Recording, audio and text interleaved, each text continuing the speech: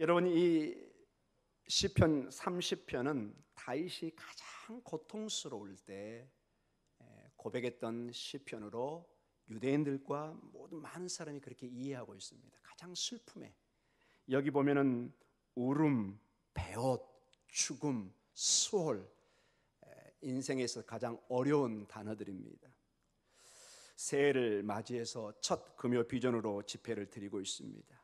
여러분의 가정과 여러분의 심령 속에 이 놀란 하나님의 말씀이 기쁨으로, 도전으로, 감사로, 또 여기에 있는 근심이 아니는 하나님의 찬양으로 임하는 역사가 있기를 간절히 축원합니다. 제가 이 말씀을 묵상하다가 아주 가깝게 느끼는 한 경우가 생각이 나더라고요, 여러분. 최근에 여러분 그 백종원 씨가 좀 뜨고 있죠, 방송에. 연예인이 아닌데 음식하는 사람이고 그쪽 사업을 하는 사람인데 뭐 종횡무진 이 방송을 휘젓고 다니는 것을 보게 됩니다. 뭐 골목 대장인가요? 아니다. 골목 식당, 그리고 무슨 요즘에는 뭐 지역을 다니면서 뭐 음식 소개하고, 저번은 경상도 어디에 사과밭에 가가지고 사과 농사가 엉망인데 그것을 다 요리로 만들어서 또 사과를 판매하게 하는 여러 가지 모습이 있는데, 저는 뭐 그것보다는 여러분, 제가 여기 오기 전에 그 홍제동 거기 서울 홍성교회에서 제가 한 5년 있었고, 거기 포방토는 제가 매일 거의 점심을 먹었던 장소입니다. 여러분, 그 포방토에 이번에 보니까 그 부부가 있는데, 젊은 부부가 그 돈가스 집을 해가지고 치즈 돈가스를 해서 유명해졌고, 너무너무 유명해져서 새벽부터 사람들이 줄을 서가지고 주변에 그 불평이 컴플레인이 와서 최근에 그 백종원 씨의 도움을 받아서 제주도로 이사를 가서 그 제주도에 큰 그 새로운 그 음식점을 차리고 그 백종원 씨의 그 호텔 옆에 이렇게 새로운 둥지를 트는 걸 봤습니다. 너무너무 깨끗하고 아름답고, 여러분 그 포방토라는 데는 그 여러 사람이 이렇게 섞여 사는 걸 봐요. 매우 가난한 사람들도 있고 또 여유 있는 사람들도 있고 여러 그 음식점이 있고 여기저기 제가 먹었던 기억이 납니다. 그래서 그 포방토는 늘 그 거기 홍제천 그 물가를 지나서 이렇게 지나면 그 포방토라고 딱 이렇게 적혀져 있습니다. 근데 그분의 그 사연을 보니까 너무 어려웠던 젊은 가정입니다. 나중에 이사할 때 보니까 집이 한 3천만 원짜리 그 전셋집에 정말로 그 좁은 곳에서 그 장사를 해야 되는, 그 방송에도 보면은 그 식당이 그냥 몇 사람 앉으면 꽉 차버리는, 서너 사람 앉으면 그 좁은 곳에서 최선을 다해서 요리의 그 재료들을 아끼지 않고 최고의 상품을 만들어내서 결국 백종원 씨라는 사람의 눈에 띄게 되고 사람들의 인정을 받으면서 그의 인생이 전혀 다른 인생, 새로운 꿈을 꾸는, 그래서 2019년이 아닌 2020년에 이제 제주도에 실제 이사 가서 이번에도 방송에 언뜻 이렇게 나오는 걸 보니까 얼마나 많은 사람들이 줄을 섰는지 줄이 그냥 이렇게 고개를 이뤘어요. 이렇게 새벽부터. 그리고 그 자리를 못 잡아줘가지고 그 자리 잡아주면 10만 원 주고 자리를 세려내는, 여러분 그런 식당 해보고 싶죠, 여러분? 제가 은퇴하면 그런 식당을 해볼까? 근데 보니까 저는 요리 솜씨가 꽝이에요. 뭐 이혜영 씨가 한다면 모를까? 예. 그 저녁에 미리 오려고 자리세 10만 원 주고 자리세를 잡을 정도로. 그래서 제가 보면서 인생은 인내하고 참고 견뎌야 되는구나. 그 포방토에서 처음에 그 골목 식당 시작할 때 그분들이 몇 번을 포기하고 이미 다른 데서 실패해서 밀리고 밀려서 포방토까지 온 겁니다. 그래서 정말로 어려운 인생인데, 정말 희망이 보이지 않는 그곳인데 어떤 한 사람의 가이드와 터치를 통해서 방송을 타게 되고 한순간에 인생이 변해버리는. 근데 여러분, 그분의 인생들이 그냥 이렇게 맞이한 것이 아니라 두 분이 너무너무 성실하게 살아온 거예요. 성실하게 음식을 속이질 않아요. 최선을 다해서 별 이익을 남지 않은데 재료나 이런 것들을 성실하게, 여러분 손님이 먹으면 알잖아요. 여러분 너무 잘 알잖아요. 이 음식이 얼마나 성실한 음식이고 맛있는지는 손님이 너무 잘 압니다. 인정을 받으면서 제 지금 아는 목사님이 거기 서울 홍성교회 지금 부목사님 아직도 계십니다. 그분이 한번 메시지를 보냈어요. 와, 거기 그 포방터에 거의 매일 새벽부터 줄을 쓴대요. 그 식당에 들어가려고. 교회에서 한탄 소리가 난대요. 우리 교회 오려고 줄을 서야 되는데. 그 서울 홍성교회에서 바로 옆이 그 포방터거든요. 걸어서 한 1분, 2분이면 갑니다, 여러분. 여기서 좀 문화센터 정도? 여기 앞에 그 정도 거리예요.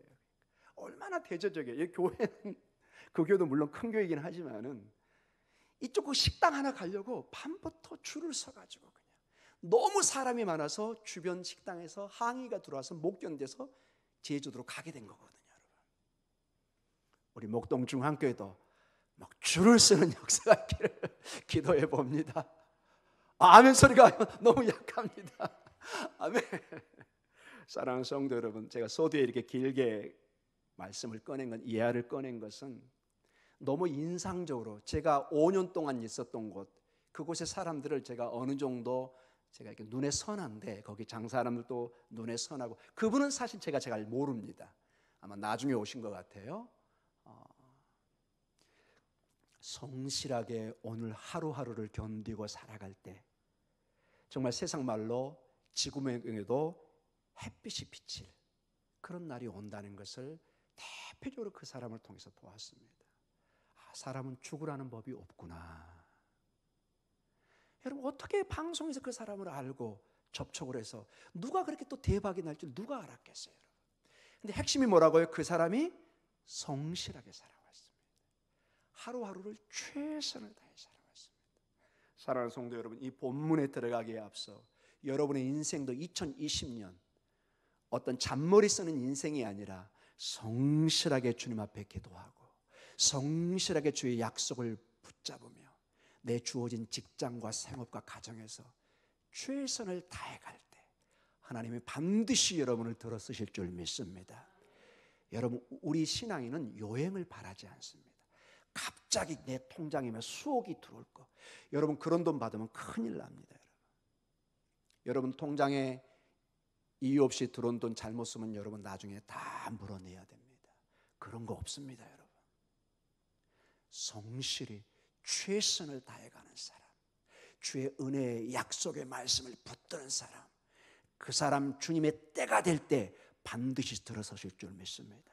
다윗도 이 고난, 여기 보면 부르짖고 울부짖는 모습이 꽉 차 있습니다.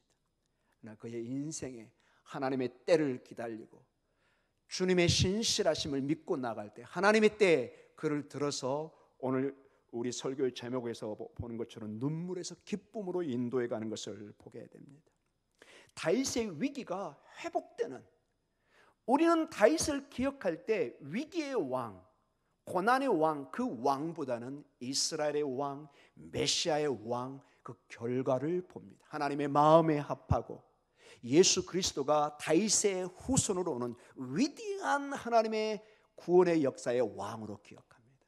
여러분의 인생의 마지막이 하나님 앞에 그렇게 기억되기를 간절히 원합니다. 때로는 우리의 인생이 비루하고 연약한 지난한 인생을 살고 보잘것없어 보이지만 예수 그리스도의 의의 옷을 입으면 성도, 세인트란 말입니다. 거룩한 자란 말을 듣습니다. 솔직히 여러분같이 얼마나 부패하고 냄새난 인생입니까? 여러분, 누가 감히 나는 의인이라고 나올 수 있습니까? 그런 사람은 아마 지극히 교만한 사람일 것입니다. 나는 한 번도 거짓말하지 않았어요. 지금 본인이 거짓말하고 있어요. 그 말하는 순간 본인이 뭐하고 있다고요? 거짓말하고 있다니까요. 거짓말 안 하는 인생이 어디 있어요, 여러분? 냄새나지 않는 인생이 어디 있어요? 그럼에도 불구하고 성경은 우리를 성도라고 그럽니다. 따라해볼까요? 성도. 성도가 영어로 saint예요. 거룩한 자라는 거예요. 왜죠? 거룩한 주님과 함께하기 때문에. 나는 부족하고 나는 냄새나지만 거룩한 향으로, 거룩한 생명으로 내가 거룩하니 너희도 거룩하라는 그 거룩하신 분이 우리를 거룩하게 하시는 것입니다. 이건 신비입니다.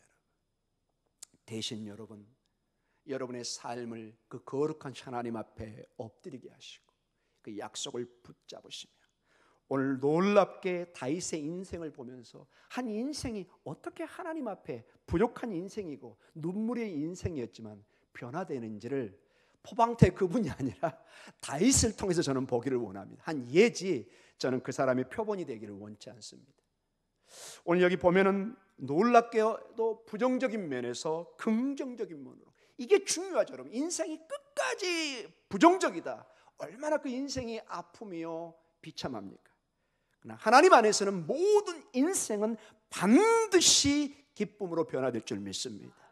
그분이 최종 결론이십니다. 오늘 여기 보면은 한 6가지 면에서 우리가 아픔에서 어려움에서 부정에서 긍정으로 변하는 구체적인 본문의 내용을 볼 수가 있습니다. 자, 2절을 한번 보겠습니다. 2절 같이 한번 읽어볼까요? 여호와여 내 하나님이여 내가 주께 부르짖으며 나를 고치셨나이다. 아, 고치다 이 단어 자체가 병에서 고치다 할 때 그 뜻입니다. 즉 다윗이 때로는 아팠습니다. 심령적으로도 아팠고 육체적으로도 아팠고 구체적으로 아프다는 얘기는 나오지 않았지만 고침을 받았다는 그 단어를 쓸 때는 고침이라는 단어는 아픔을 전제하고 있기 때문에 이 말이 나온 것입니다. 아픔과 병듦에서 치료의 모습으로 궁극적으로 회복의 모습으로 우리에게 다가오고 있습니다. 여러분의 삶에 아픔이 있습니까? 우리 권사님들 많이 아프다고 그럽니다. 허리도 아프고 머리도 아프고 저는 말씀 준비하다 막 눈이 자꾸 피곤하고 아프고 막 그래서 막 이것도 해보고 막 이렇게도 해보고 막 별 일을 다 해보지만은 근데 여기 보니까 주님께서는 고치셨나이다. 치료의 하나님이 우리에게 임재하고 계십니다. 여러분에게 2020년은 고침의 역사, 치료의 역사, 회복의 역사가 있기를 간절히 축원합니다. 제가 아침마다 기도하는 내용 중에 하나가 가르치고 전파하며 고치는 교회. 주님, 이것이 우리 교회에 임하게 하여 주시옵소서. 고침의 역사가 임하게 하여 주시옵소서. 우리 아들 딸들 고침의 역사, 치료의 역사, 회복의 역사가 임하게 하여 주시옵소서. 오늘 2절에도 보니까 여호와여 내 하나님이여 내가 주께 부르짖으며 기도하는 가운데 고침의 역사가 나를 고치셨나이다. 누가요? 여호와 하나님께서. 그 다음에 3절 같이 읽습니다. 3절 같이 읽습니다. 여호와여 주께서 내 영혼을 수월에서 끌어내어 나를 살리사 무덤으로 내려가지 아니하게 하셨나이다. 자, 유대인에게 수월, 무덤과 같은 영어입니다. 죽음을 의미합니다. 나는 수월에 있다. 무덤 전부 다 동일어로 보시면 됩니다. 자, 죽음과 같은 인생입니다. 여러분 가끔 그런 얘기를 하죠. 너무 힘들고 아플 때 내가 차라리 뭐 같다? 죽은 인생 같다. 내가 차라리 죽었으면 좋겠다. 너무 희망이 보이지 않고 너무 힘들 때, 너무 좌절이 보일 때 우리는 죽음에도 비교합니다. 너무 배가 고플 때 우리 뭐 할 것 같다고 얘기하죠? 죽음의 단어는 극단적인 단어예요. 더 이상 갈 수가 없으니까 그만큼 배가 고프다는 거거든요. 나 정말 죽도록 배고프다. 그 사람 빨리 밥 차려줘야 되겠죠? 그 사람 앞에서 막 설명을 하면 곤란합니다. 너무 힘들 때 죽음입니다. 수월. 구약에도 여러 모습이 내가 수월에 내려간 것 같다. 그 고통이 나옵니다. 그런데 오늘 이 3절에 보니까 하나님께서 그 죽음에서 나를 뭐하죠? 끌어내요. 나를 뭐하죠? 살리십니다. 사랑하는 성도님, 주님이 살리십니다. 주님은 죽음과 생명과 지옥과 천국 그 어디에도 제한받지 않습니다. 주의 능력이, 주의 통치가 미치지 않는 것이 아무것도 없습니다. 정말로 우리의 인생이, 우리의 영혼이 수월과 같은 무덤과 같은 데 이르고 그곳에서 헤매는 것처럼 보이지만 주의 능력으로 우리를 끌어내고 우리를 살려낼 줄 믿습니다. 시편은 얘기합니다. 우리가 정말로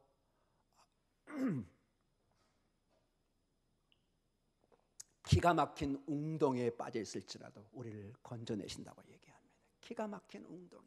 그 원문을 보면은 미끄러운 웅덩이에 빠져요. 도저히 나올 수 없는 진흙인데 손만 대면 미끄러져요. 기가 막힌 웅덩이에 도저히 희망이 안 보여요. 그런데 그곳에서 하나님은 우리를 끌어내어 살리십니다. 여러분의 삶에 죽음과 같은, 때로는 고통의 수월과 같은 그런 환경이 주어질지라도 주의 능력을 믿으시기 바랍니다. 아마 다윗이 틀림없이 이런 영적인 경험을 한 것 같습니다. 그러나 주님께서는 그를 생명의 삶으로 인도하시는 3절의 말씀이 분명히 적혀져 있습니다. 그리고 5절과 7절, 5절 같이 한번 읽어볼까요? 그의 노염은 잠깐이요 그의 은총은 평생이로다. 저녁에는 울음이 깃들일지라도 아침에는 기쁨이 오리로다. 때로는 하나님이 다윗에게 노하실 때가 있었습니다. 대표적인 케이스가 언제죠? 밧세바를 취했을 때 하나님이 몹시 나단 선지자를 통해서 아주 호통을 치는. 근데 놀랍게도 여러분 5절에 저는 이 본문을 묵상하면서 참 하나님이 너무 자비로우시다. 그의 노여움은 뭐예요? 5절 자세히 한번 봐보세요. 여러분 보면은 그의 진노는 뭐예요? 잠깐이요. 하나님의 진노가 길어지면 여러분 누가 설 수 있겠습니까? 이걸 보면서 여러분 부모의 마음을 제가 느껴요. 여러분 부모님이 때로는 자녀에게 진노할 수 있어요, 없어요? 할 수 있죠, 여러분. 부모가 화를 낼 수 있죠. 버럭 역정 낼 수 있죠. 그런데 계속 그런가요? 대부분의 부모는 잠깐입니다. 하나님이 마치 우리 부모님 것 같아요. 제가 이 본문을 보니까 딱 우리 부모님이에요. 화를 내고 종아리 때리고 그러지만은 그 다음 날은 언제 그러냐에 따라서 우리 엄마들 새벽에 김밥 말고, 제가 그랬거든요, 여러분. 막내 요놈이 얼마나 때로는 뺀쪽뺀쪽 해가지고 엄마를 이겨먹으려고 엄마는 진척하면서 새벽에 그 도시락을 싸던 모습을 지금도 생각합니다. 부모님의 노여움은 잠깐입니다. 근데 여러분 그의 은총은 뭐하죠, 여러분? 평생이로다. 얼마나 단어가 대조적인가요, 여러분? 진노와 이 잠깐과 평생, 비교가 안 되는 단어이죠, 여러분. 평생, 조금 심하게 얘기하면 하나님 앞에는 영원히, 하나님의 은혜는 영원하신 것입니다. 부모가 아무리 자녀에게 화내지만 부모는 정말로 뭐죠? 칼로 무배기? 아니 칼로 물배기? 아무것도 아니라는 거죠, 여러분. 저녁에는 울음이 깃들일지라도 아침에 기쁨이 일어나게 합니다. 자, 그 다음에 7절 한번 읽어볼까요? 7절. 여호와여 주의 은혜로 나를 산같이 굳게 세우셨더니 주의 얼굴을 가리심에 내가 근심하였나니라. 즉 분노와 진노와 근심이 잠깐 있다가 하나님의 은혜와 은총은 영원한 것을, 그 하나님의 은혜를 믿으시기 바랍니다. 여러분이 이 하나님의 은총을 여러분이 왜곡해서는 안 되겠지만은 항상 우리가 부모를 생각할 때는 부모의 은혜입니다. 하늘 같고 땅 같다는 그 노래도 있잖아요. 육신의 부모도 그렇게 은혜를 생각합니다. 하나님의 은혜라는 것은 측량할 길이 없는 평생의 은혜인 것을. 그래서 여러분 절대로 좌절하지 마십시오. 세상의 부모는 나를 못 도와줄 수 있지만은 하나님의 때에 반드시 나를 들어쓰시고 반드시 나를 세우실 나의 영적인 부모님이 나를 은총으로 붙들고 있다는 걸 잊지 마시기 바랍니다. 그분은 나를 포기하지 않습니다. 그리고 5절로 다시 가서 여러분 5절에 두 개의 내가 그 울음이 깃들지라도 아침에는 뭘로 만들죠? 기쁨으로 만듭니다. 때로는 우리가 울 수 있습니다. 왜 우리가 울음이 없습니까, 여러분? 장례를 통해서도 아픔을 통해서 자녀의 여러 가지 우리는 울음이 많습니다, 여러분. 여러분 울음은 중요한 카타르시스, 정화작용도 합니다. 그러나 정말로 슬퍼서 울 때도 있습니다. 그러나 항상 울어서는 안 되죠. 가끔 어떤 집에 가면 항상 우는데 꺼이꺼이 우는 사람이 있어요. 우는데 그냥 우는 게 아니라 막 곡소리를 내면서 우는 사람이 있어요. 그렇게 아름다워 보이지는 않습니다. 울음은 특징이 뭘까요? 잠깐 우셔야 됩니다. 아멘. 울음은 특징이 뭐라고요? 잠깐 우셔야 돼요. 계속 우시면은 여러분 가정 너무 어둡습니다. 그런데 늘 해야 될 게 있습니다, 여러분. 5절 하반부에 뭐죠? 아침에는 기쁨이 오리로다. 사랑하는 우리 어르신들, 부모님들, 자녀에게 기쁨의 모습을 보여주시기 바랍니다. 우리가 울 수 있습니다. 눈물이 있습니다. 그러나 하나님은 우리를 새롭게 기쁨으로. 자, 제가 이 말씀을 이렇게 보는데 여러분 봐보세요. 저녁에 울죠. 힘들도 되게 외로움과 힘듦이 밤에 오죠, 여러분. 밤에 오죠. 제가 한번 이걸 가만히 묵상해 봤어요. 그리고 아침 어떻게 이 슬픔과 어려움을 빨리 이겨낼 수 있을까? 단순한 답을 얻었습니다. 여러분이 잠을 안 자고 몸을 비빌수록 더 힘들어요. 무슨 수를 써서라도 자시면 돼요. 너무 제가 순진한 얘기를 하고 있나요? 목사님 자고 싶어도 안 자지는데 어떡해요? 그러면 한 영항상 10번은 도세요, 여러분. 그럼 피곤해서도 잡니다. 여러분. 가만히 제가 묵상해 보니까 아침에는 기쁨이 오는구나. 근데 이게 너무 단순한 얘기 같지만은 자면은 제가 일단은 이걸 잊어버릴 수 있잖아요, 여러분.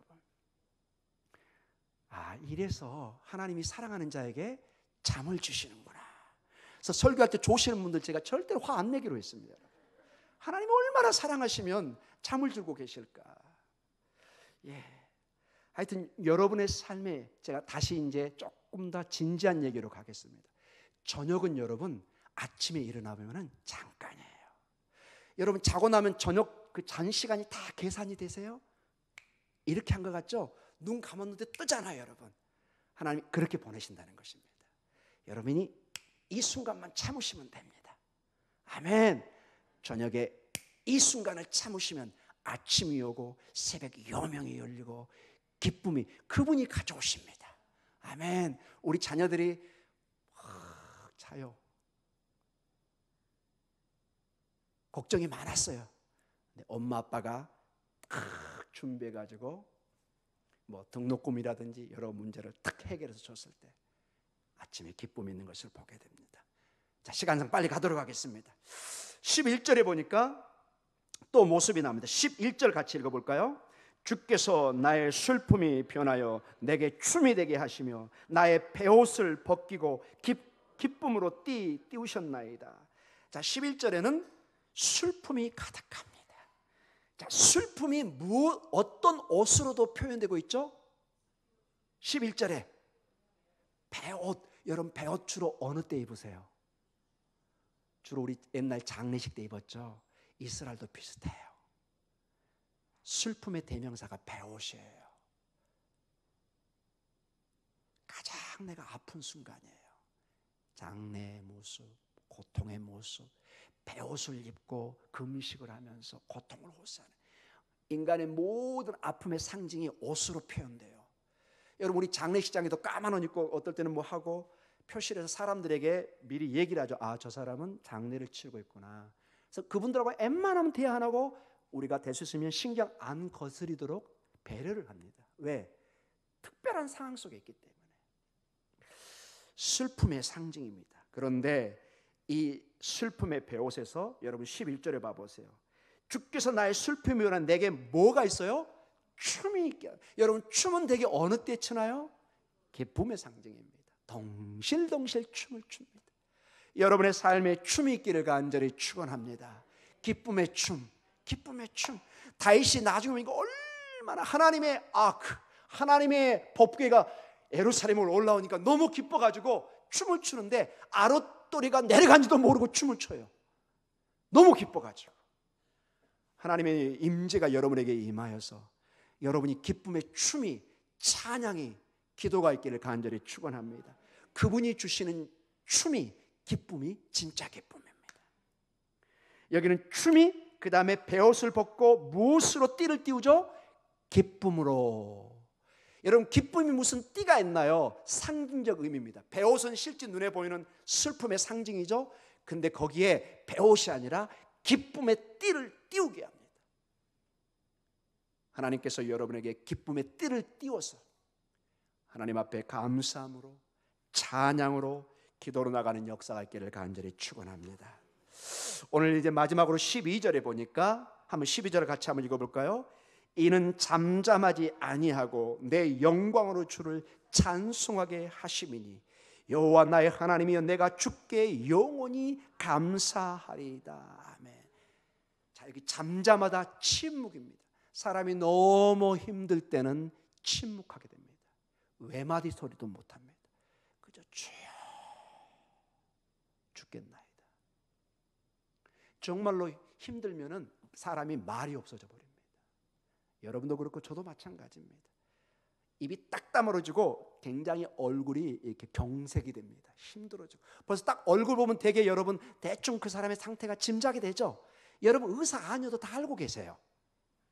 얼굴 보면 대부분 보여요, 여러분. 아, 저만 그런가요? 여러분 다 인생의 8단 9단, 여러분의 인생은 다 사실만 걸 사신 분이잖아요. 딱 보면 보이잖아요. 그래서 여러분 사람 보면 아, 저 사람 인상이 여러분 사익감 고를 때 아무나 고르세요? 며느리 고를 때 인상을 보시잖아요, 여러분. 영적인 세계도 마찬가지입니다. 너무 힘들 때는 사람이 굳어 있어요. 굉장히 얼굴빛도 이렇게 변해 있어요. 여기 보니까 잠잠합니다. 다윗이 때로는 외마디도 못하는 잠잠한 가운데 있지만은 잠잠하지 아니하고 하나님께서 뭘로 인도하죠? 내 영광으로 주를 찬송하게 합니다. 감사하게 합니다.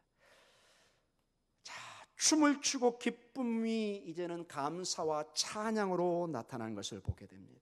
여러분의 삶, 이 찬양의 문제는 워낙 중요하기 때문에 다음 주에 이 문제를 집중적으로 한번 더 보도록 하겠습니다. 여러분의 삶에 정말로 슬픔의 침묵이 아니라 기쁨의 찬양이, 찬송이 넘쳐나기를 간절히 축원합니다. 이 모든 중심에 하나님이 계십니다. 여러분 이것을 3,000년 전에 다윗이 이것을 읊조렸고 수천 년의 이스라엘 백성들이 포로 생활 속에서 어려움 속에서 이 시편을 읊조리면서 그들의 고통을 아픔을 이겨낸 것입니다. 그래, 지금은 내가 힘들지만 보아라, 우리의 선조 다윗을 하나님이 그 고통 속에 건지시고 위대한 하나님의 왕이요 메시아 왕으로 만들지 않았느냐. 그러면 우리도 어떻게 하실 거다? 그렇게 하실 거다. 아멘. 역사의 하나님입니다. 과거에 어떻게 하신 걸 보면 지금 나를 짐작할 수 있고 미래를 내가 예측할 수가 있습니다. 네, 하나님은 어제나 오늘이나 영원토록 동일하십니다. 푸른 마르고 꽃은 지지만 여호와의 말씀은 영원히 견고히 서 있습니다. 그 말씀이 오늘 시편 30편에 우리에게 주어지고 있습니다. 여러분 시편은 특징이 대부분의 하나님의 말씀은 하늘에서 땅으로 주어집니다. 그런데 하나님 말씀의 시편은 땅에서 하나님께로 갑니다. 놀랍게도 이것도 하나님의 말씀으로 받아들입니다. 이 얘기는 뭐냐? 오늘 여러분의 기도가 하나님께서 받으신다는 것입니다. 대부분의 선지자의 말씀은 주님이 주신 말씀을 이 땅에 내리십니다. 근데 다윗이 영감 가운데 그의 고통의 마음을 되뇌이며 하나님께 찬송하고 그걸 적어놓은 것입니다. 근데 이것이 하나님의 말씀으로 우리에게 와닿습니다. 비록 이게 다윗의 고백이지만 하나님께서 받으시고 하나님이 연락하시고 응답하신다는 것입니다. 오늘 이 말씀을 근거로 해서 여러분이 기쁨으로 찬양으로 감사로 약속의 말씀을 붙들고 하나님 앞에 기도하는 그 기도가 2020년에 여호와의 보좌로 인도될 줄 믿습니다. 연락될 줄 믿습니다. 계시록 5장과 8장은 우리의 기도가 마치 제단의 향처럼 보좌에 연락된다, 이렇게 말씀하고 있습니다. 여러분 힘을 내시기 바랍니다.